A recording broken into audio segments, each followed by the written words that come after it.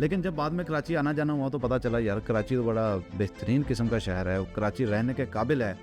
और मेरी ख्वाहिश है कि अगर मुझे रहने का मौका मिले कराची में तो मैं ज़रूर रहूँगा। आंखों पे नज़र की एक ऐनक होती है, दिमाग पे तासुब की हज़ारों ऐनकें चढ़ी होती हैं, जिनमें से एक अवेलेबिलिटी बायस है, यानी कि इब्तदाई और बुनियादी मालूमात जो आपको पहले इंस्टेंस पे मिल जाती हैं, आप उसी की बुनियाद के ऊपर डिसीजन मेकिंग करते हैं। आप उसी पे यकीन करते हैं कि जो मालूमात अब हम तक पहुँची हैं बिल्कुल ठीक हैं। इसी की बुनियाद पे आप लोगों को जज करते हैं।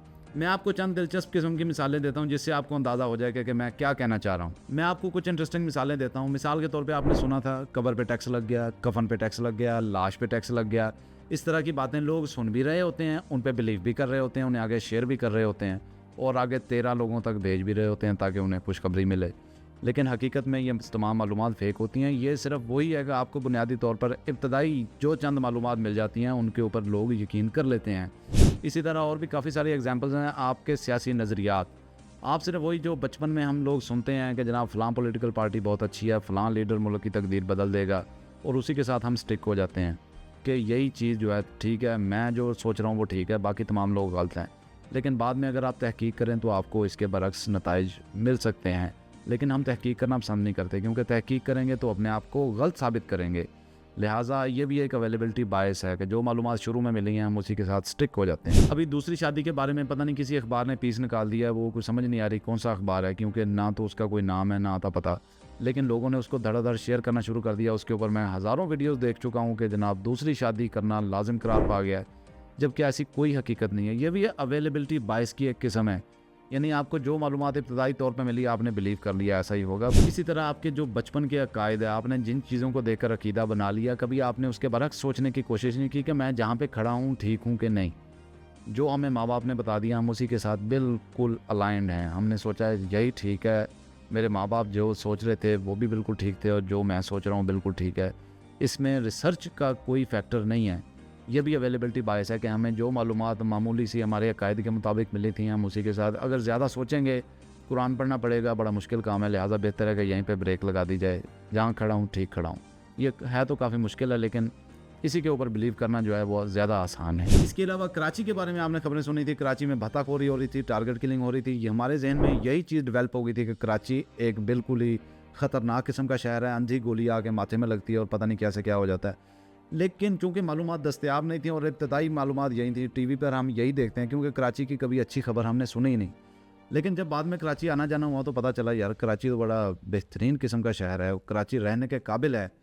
और मेरी ख्वाहिश है कि अगर मुझे रहने का मौका मिले कराची में तो मैं ज़रूर रहूँगा, क्योंकि जितना अच्छा वो शहर है। लेकिन अगर आप सिर्फ न्यूज़ देख कर अंदाज़ा लगाएंगे, आप छोटी सी दस्तयाब मालूमात जो आपको है बुनियादी तौर पर इब्तदाई तौर पर कि जनाब कराची में तो ये कुछ हो रहा है, तो फिर आपका इमेज यही रहेगा कि कराची जो है ठीक नहीं है। लेकिन हकीकत इसके बिल्कुल बरक्स है।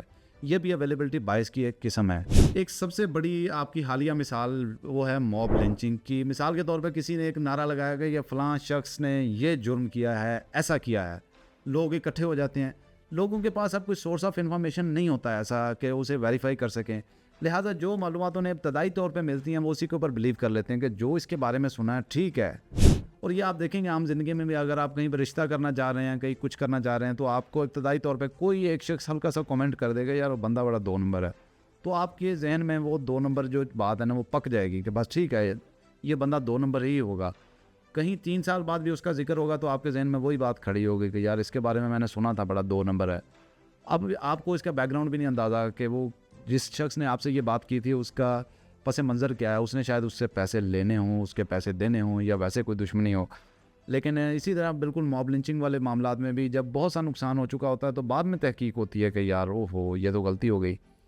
लिहाजा जब भी आपके पास कोई आपको इब्तदाई तौर पे मालूमात मिलती हैं उनको वेरीफाई करें ताकि आपकी डिसीजन मेकिंग बेहतर हो सके।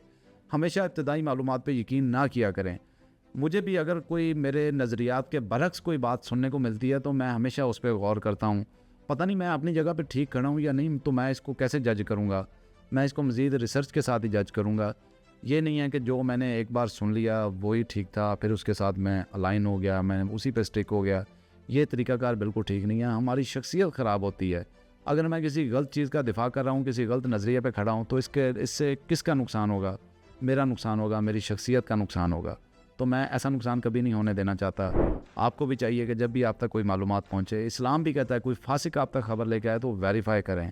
तो आप तक कोई भी खबर आए आप हमेशा पहले वेरीफाई किया करें, उसके बाद उस पर यकीन किया करें। इस तरह की मज़ीद वीडियोस देखने के लिए मेरा यूट्यूब चैनल सब्सक्राइब करें। काफ़ी सारे लोग मुझे कह रहे थे कि आप तनकीदी वीडियोस बनाते हैं। मैं तनकीदी वीडियोस नहीं बनाता हूँ, लेकिन कुछ चीज़ें जो हैं उन्हें देख के मेरा दिल काफ़ी ख़राब होता है कि यार पाकिस्तानी कौम की डायरेक्शन क्या है, आपको इस दौर में किधर को जाना चाहिए और आप किधर को आप टैपिंग पे निकल रहे हैं।